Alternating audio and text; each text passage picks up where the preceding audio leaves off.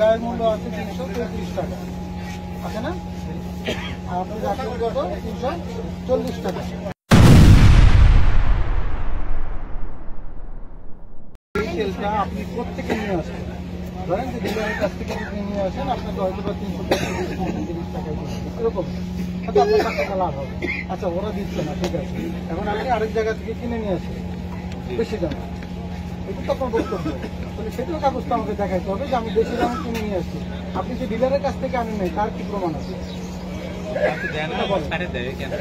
আপনি যে ডিলারের কাছ থেকে আনেন নাই, সেটার কি প্রমাণ আছে সেটা আমাকে বলেন।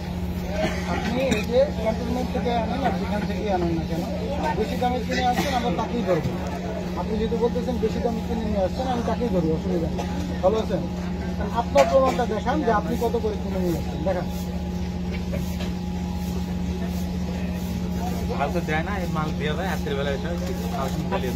এই মালটা আপনার কি দরকার তাহলে রাখার?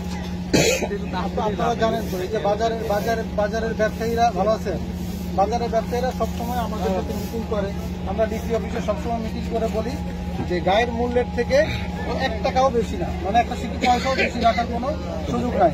এখন আপনি যদি বেশি দামে কিনে আনেন, তাহলে আপনি কিনে এনে অপরাধী, আর যে বিক্রি করলো সেও অপরাধী। তাহলে অবশ্যই আপনার ডকুমেন্ট লাগবে যে আপনি বেশি দামে কিনে নিয়ে আসেন।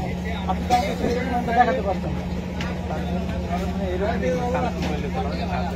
আপনার কথার কোনো ভিত্তি আছে? বলেন, ওনার কথার কোনো ভিত্তি আছে? এই যে আমরা একটা কাজ করছি, আমাদের কাছে একটা তথ্য আছে, উনি গায়ের দামের থেকে বেশি দামে বিক্রি করে।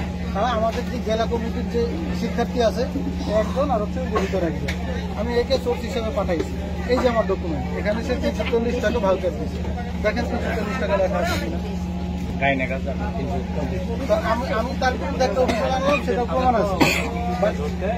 বেশি দাম কিনে নিয়ে আসলো, সেটার প্রমাণ তো তাকে দরকার। আমি তো তাকে হঠাৎ অপরাধী বানাইতে পারবো না, কারণ আমার টাকা ডকুমেন্টে লাগবে। এই যে এই যে তেলটা সামনে, ওই তেল না, এই যে তাও একটা জিনিস নেই না, একটা জিনিস নিলে আবার বুঝে পড়বে। এই জন্য আরো 2-3টা জিনিস কিনলাম। কি কিনছো? চিনি আর ময়দার সাথে কিনলাম।